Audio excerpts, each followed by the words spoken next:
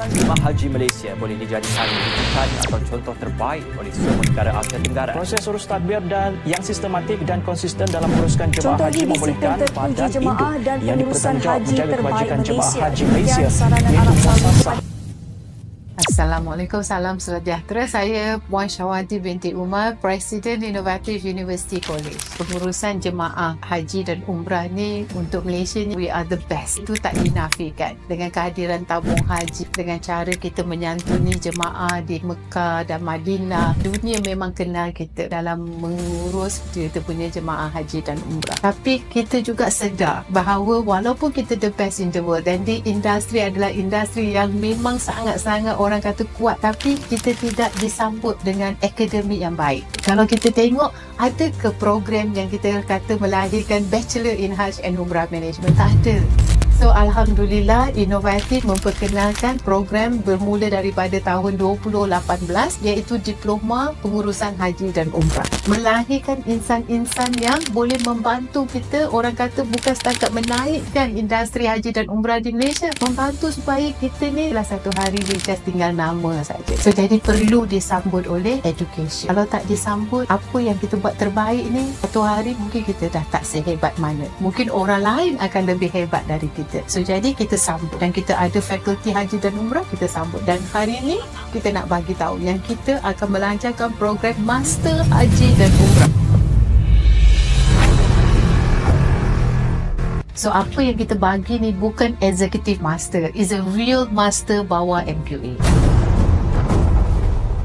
Dan bila kita bawa benda ni di bawah payung MQA, kita pun tahu. Bila kita bergraduate, kita punya sijil kita tu di-recognize in the whole world. Tunjuk saja master kita ni ada MQA, maknanya kita punya kelulusan tu diiktiraf dunia. Apa yang kita bawa dalam program master ni, kita bawa pakar-pakar ni untuk ajar. Nama saya Hajah Ida Rizwana binti Idris. Saya Haji Tunku Aziz bin Raja Abdullah. Saya adalah Profesor Dr. Sheikh Omar Kalash. Saya Haji Muhammad Danal bin Haji Ismail. Bila kita buat diploma, kita nak melahirkan eksekutif. Bila kita buat bachelor, kita nak melahirkan profesional dalam pengurusan haji dan umrah. Tapi bila kita masuk ke postgraduate, master and PhD, kita nak melahirkan pakar. So, pakar ni apakah kelebihan dia? Satu, mesti dia akan memacu industri. Bukan setakat kemahiran hukum hakam sahaja, tapi kita juga nak melahirkan satu bidang kepakaran dalam operasi.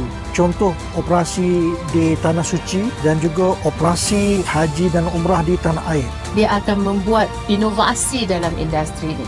Dia akan menjadi orang yang membuat polisi dalam industri ini. Yang kedua, dia mesti akan jadi pakar rujuk. Kalau you ada PhD Haji Umrah, you akan jadi pakar rujuk. Orang akan rujuk you. Ilmiah akan rujuk you. Industri akan rujuk you. Sebab you pakar. Dan bila you ada endorse PhD Master dalam Haji dan Umrah, tak ada siapa boleh cakap you bukan pakar. You memang pakar.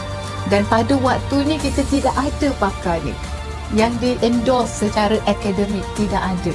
Harapan saya daripada program master ini dapat melahirkan satu generasi yang mahir tentang pembelajaran haji dan juga umrah. So, rebutlah peluang ni dan teruskan perjuangan ni supaya kita kekal dengan orang kata orang yang digerungi, dikagumi dan dihormati dalam industri haji dan umrah.